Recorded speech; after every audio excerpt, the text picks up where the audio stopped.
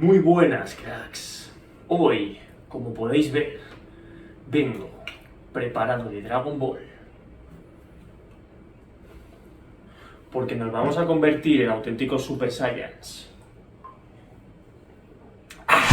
Quiero dejar bien claro que lo que voy a enseñar aquí es una recopilación de mi experiencia, lo que he probado en otras personas que funciona. Ahora bien, si hacéis una auténtica mierda, vuestra responsabilidad. Yo no quiero asumir el error. Ahora, dejándonos de coñas, lo primero que vamos a tocar es ¿qué es una definición? Pues bueno, una definición no es más ni menos que una etapa donde vamos a dar prioridad a la pérdida de grasa, ya sea por un objetivo personal, ya sea por un objetivo competitivo, por una sesión de fotos.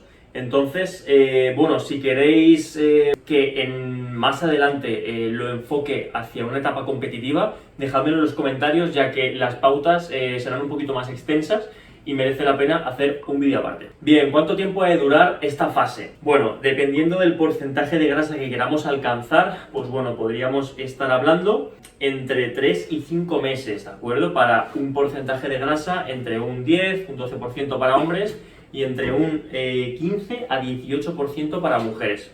Esto va a depender enormemente del contexto de cada uno, de las calorías de margen con la que parta cada persona, del contexto que tenga anteriormente a realizar esa definición, hábitos adquiridos, etc. Ahora bien, si por lo contrario queremos avanzar en esta definición y llegar entre un 6 a un 8% y en mujeres a un 11 a 12%, tenemos que tener en cuenta que la definición se va a alargar. ¿Cuánto?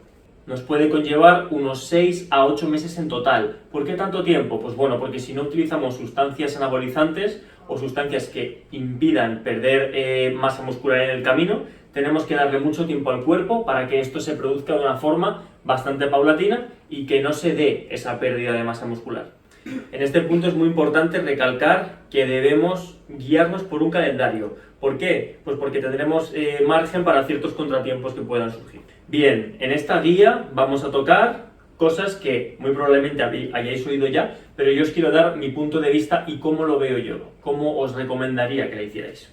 Bien, empecemos hablando de la nutrición. Es muy importante conocer nuestra cuota normocalórica, ¿vale? De esto ya me habréis oído hablar en alguna otra ocasión, pero bueno, no es ni más ni menos que la ingesta o el número de calorías de media con la que ni subimos ni bajamos de peso. Bien, hablemos del reparto de macronutrientes. Al empezar la definición, muy probablemente tengamos mayor margen de calorías, por lo tanto, en este punto no es muy interesante tener las proteínas demasiado altas. Yo os diría que 2 gramos por kilo de peso está bastante bien. Podríamos, dependiendo de cuántas grasas estemos manejando al principio de la definición, continuar con ellas y hacer un pequeño recorte. O sea, podríamos hablar de 1,2 gramos por kilo de peso hacia abajo, ¿vale? Y podríamos llegar a un mínimo de 0,6, 0,5. El resto de las calorías de la dieta serán carbohidratos. Bien, luego tenemos que tener en cuenta la selección de los alimentos. ¿Por qué? Pues porque en una definición nos queremos sentir saciados, ya que no vamos a tener ese plus que teníamos en volumen en cuanto a la comida. Por lo tanto, tenemos que tener en cuenta que hay alimentos mucho más saciantes que otros. Por ejemplo, las legumbres, las patatas, las verduras van a ser mucho más saciantes que, por ejemplo, el arroz, el pan y sobre todo las versiones con fibra, ¿de acuerdo? La pasta con fibra o versión integral, perdón, el arroz integral, todo eso siempre va a ser un poquito más saciante. Pero bueno, debemos darle prioridad a alimentos que sean muy voluminosos y que tengan pocas calorías. Podríamos hablar, por ejemplo, de prácticamente todas las verduras, las frutas muy aconsejables ahora en verano, la sandía y el melón, antes que, por ejemplo, el plátano, ya que nos va a quitar margen de calorías y no es tan voluminoso, no nos va a saciar tanto. Bien, otro punto muy importante y ciertamente hilado con el anterior es el timing y la saciedad, ¿vale? En todo nuestro proceso de definición tenemos que tener muy en cuenta el hecho de intentar estar saciados la mayor parte del tiempo, ya que esto nos va a permitir poder seguir ese proceso de definición durante más tiempo y sin caer en errores típicos de ahora tengo hambre, me salto la dieta, no sé bien qué comer, voy a comer alimentos poco saciantes y la podamos cagar con mayor facilidad, ¿de acuerdo? Pues bueno, yo os recomendaría que la mayor parte de los carbohidratos los centréis en la hora antes y en la comida antes y en la comida de después de entrenar, ¿vale? Y luego, pues dependiendo de cuál sea la actividad física en vuestro día a día, centraría más las calorías en esos momentos y menos en otros huecos. Aunque esto cada persona se lo puede adaptar. Hay gente que cuando está más activa prefiere comer menos porque está más dispersa, no está tan centrada en la comida, y comer más en otros momentos. Entonces esto también es un poco al gusto. Bien, pasemos a hablar del entrenamiento. Muy importante el entrenamiento. Pensad que cuando estamos en un proceso de pérdida de grasa es más fácil o es más probable que perdamos masa muscular si no hacemos las cosas bien. Sin embargo, como nos hemos planteado un calendario y estamos teniendo en cuenta que la dieta va a ir acorde a lo que vamos haciendo, ya solo nos queda entrenar duro. Bueno, en este punto es fundamental monitorear nuestro rendimiento.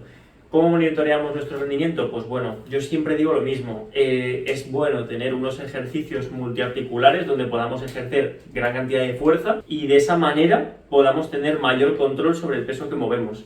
¿De acuerdo? Puede ser un press con mancuernas, puede ser un press militar, todo ese tipo de ejercicios donde podamos llevar un registro de las marcas y ver qué va pasando conforme vamos perdiendo grasa. Pues la idea es que conforme va pasando el tiempo sí que podamos perder alguna que otra repetición, pero tampoco algo desmesurado, ¿vale? Si estamos bajando muy rápido el rendimiento, quiere decir que estamos acelerando demasiado el proceso. Entonces aquí lo importante sería o bien dormir un poquito más, o bien subir un poquito los carbohidratos, o bien bajar un poquito la actividad física general. Luego tenemos otro debate, el peso libre contra las máquinas. Esto tampoco es algo o blanco o negro, es decir, según el momento en el que nos encontremos, nos vamos a dar cuenta que cuando avanza una definición vamos a perder bastante estabilidad articular. Cualquier persona que haya hecho un proceso de definición relativamente serio, llega un momento que en los ejercicios básicos simplemente intentamos mantener lo que tenemos en vez de progresar. Nos quitan más tiempo de la cuenta y realmente no rendimos, no le sacamos tanto provecho. Entonces es útil al principio de la definición seguir manteniendo este tipo de ejercicios. Conforme avanza la definición y vemos que el rendimiento no sube, sino que se estanca, incluso baja, podemos jugar con más máquinas, etcétera, ya que nos van a permitir seguir ejerciendo una gran cantidad de fuerza sin toda la parte técnica. Y al final del cuentas es lo que nos interesa. Bien, hay otro punto que es esencial y que si queremos que nuestra definición realmente marque un antes y un después, es el estilo de vida que tenemos y la actividad física que realizamos. No me refiero al gimnasio. Si estamos todo el día sentados y lo único que hacemos es ir 2 horas a entrenar, es muy fácil que nos estanquemos, ya que cuando el cuerpo va quemando grasa, llega un momento que el metabolismo se va ralentizando y se estanca nuestro proceso de pérdida de grasa. Entonces, aquí es muy importante, de forma deliberada, sacar momentos donde pues salgamos a dar un paseo, vayamos a la playa a jugar al voleibol, salgamos con la bici, nademos, etcétera, todo ese tipo de cosas, ya que de forma directa va a continuar quemando calorías, pero esto lo tenemos que mantener en el tiempo, ¿de acuerdo? Todos los días algún tipo de actividad. En vez de coger tanto el coche, pues andar más, etcétera, nos van a ayudar a seguir perdiendo grasa sin ese estancamiento. En este apartado podemos hablar de cuál es la mejor manera de hacer ese cardio, ¿no? Ese NEAT.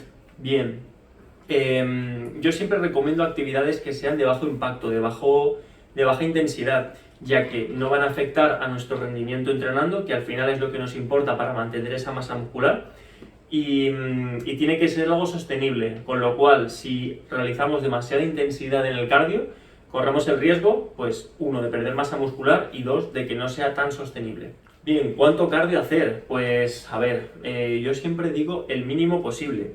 Recordad que es un complemento para superar ese estancamiento y bueno, que sigamos perdiendo grasa, pero sobre todo que no afecte a nuestro rendimiento entrenando. Entonces, ¿cuánto? El mínimo. En caso de que llevemos un tiempo haciendo, por ejemplo, 20 minutos de paseo, 20 minutos de bici, etcétera, y siga nuestra pérdida de grasa estancada, sería interesante quizá subirla un poco, 30 minutos, 40.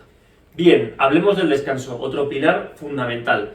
Pensad que lo que hacemos en el entrenamiento es machacar el cuerpo y lo que hacemos con la nutrición es intentar repararlo, pero todo eso no va a suceder cuando comemos ni cuando entrenamos.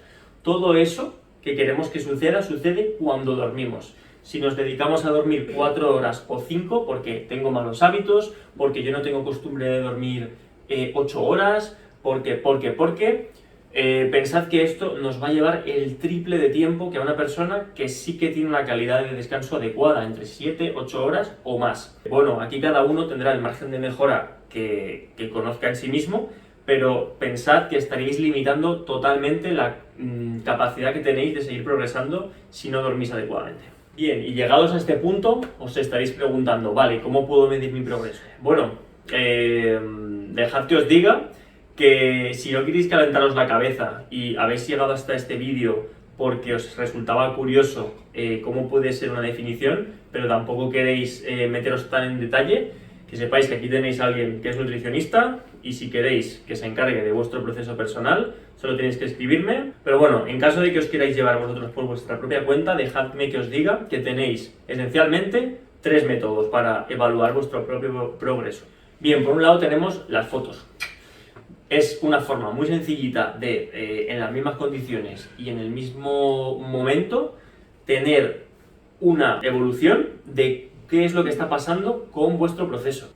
Por la mañana, en ayunas, en la misma posición, etcétera, a lo largo de las semanas, a lo largo de los meses, os vais a dar cuenta rápidamente de dónde están las diferencias. Por otro lado tenéis la plicometría, es básicamente medición de pliegues con aparatos destinados a ello, como puede ser el plicómetro, la cinta de medir, etcétera. Y bueno, tiene cierto margen de error, pero es cierto que nos proporciona unos datos relativamente fiables y no es muy caro. Por otro lado tenéis la bioimpedancia, son estas básculas que miden vuestra composición corporal de forma indirecta a través de unas señales que pasan por el cuerpo y en base al agua que tenéis en el cuerpo, pues bueno, averiguan cuál puede ser la composición que tenéis. ¿Es fiable? ¿No es fiable? Bueno, la verdad que por el precio que tienen son bastante interesantes. Dejadme que os diga también que no todas son iguales, hay algunas que dan menos información que otras. Normalmente las que dan más información suelen ser bastante más caras y se suelen adquirir para centros. Por ejemplo, donde yo trabajo tenemos una de estas. Bien, y llegados hasta este punto, ha habido bastante tela que cortar. Dejadme que os cuente mi experiencia, porque creo que esto puede ser algo que os ayude a la mayoría de vosotros. Hay mucha teoría, pero yo os quiero contar cómo lo he vivido yo y creo que os puede ser muy interesante. Yo tardé aproximadamente un año hasta que conseguí el punto que deseaba. También dejadme que os diga que yo obviamente quería ir a competir, entonces me requirió más tiempo. Pero bueno, tardé un año, aunque oficialmente hubiera sido menos porque yo hice un parón en Navidades. Entonces podríamos hablar de 8 o 9 meses. Bien, yo me di cuenta rápidamente que hubo entre 2 y 3 fases muy marcadas en mi proceso de definición, que era una fase más rápida al principio, donde iba perdiendo peso sin demasiada complejidad, seguía manteniendo el rendimiento en el gimnasio y no era muy difícil obtener progresos. Luego hubo una parte donde ya iba perdiendo menos grasa y me iba estancando. Aquí, pues bueno, tenía que jugar más con la actividad física, algún recorte de calorías, etcétera. Tampoco era algo demasiado destacable, pero sí que me empecé a estancar un poquito. Y luego otra fase donde en este mismo estancamiento ya me di cuenta de que era mucho más grave y tenía que hacer un recorte todavía un poquito más drástico en la dieta y forzarme más con el entrenamiento y mover un poquito más hacia arriba el tema del cardio para que realmente superase ese estancamiento. Aquí me costó verdaderamente. Y luego, por último, tenemos la mejor fase con diferencia de la definición, que es cuando hacemos la reconstrucción metabólica, ¿vale?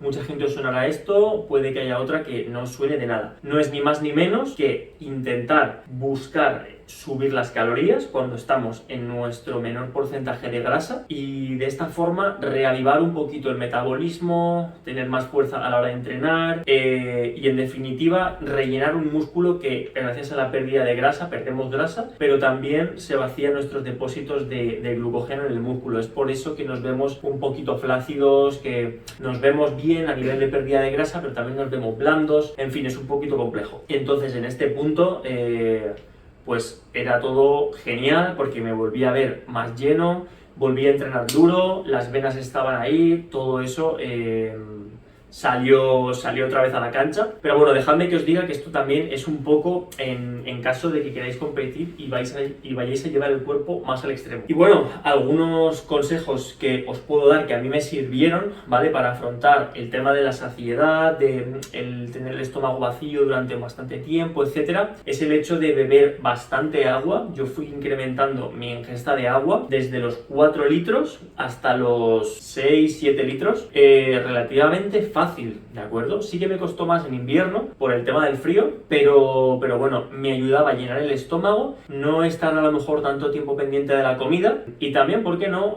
ayuda a quemar un poquito la grasa obstinada. Para beber tal cantidad de agua utilizaba saborizantes, boleros, todo ese tipo de cosas. Luego, por otro lado, tenemos la verdura. La verdura en cantidades altas hace el mismo efecto que el agua. Al final nos llena el estómago y nos permite tener a nivel psicológico la mente ocupada porque ya tenemos el estómago lleno, entonces no estamos tanto tiempo pensando en la comida. Y luego el entrenamiento. El entrenamiento tuve que readaptármelo de acuerdo con las sensaciones que tenía. Como os he comentado al principio, a medida que iba perdiendo cierta cantidad de rendimiento, pues iba sustituyendo ejercicios multiarticulares o básicos por más máquinas, etcétera. Y noté una mejoría en el entrenamiento. Y bueno, chicos, hasta aquí el vídeo. Creo que ha quedado un vídeo bastante completo. Imagino que lo subiremos en 2 partes, ya que también se ha extendido bastante la cosa. Pero bueno, hacedme saber qué os ha parecido, si os ha parecido útil, si le añadiríais algo a esto que he comentado. Y nada, dejad ideas que os gustaría ver en la caja de los comentarios. Y bueno, si os ha gustado, pues dadle un poquito de apoyo y nos vemos en siguientes vídeos. ¡Chao!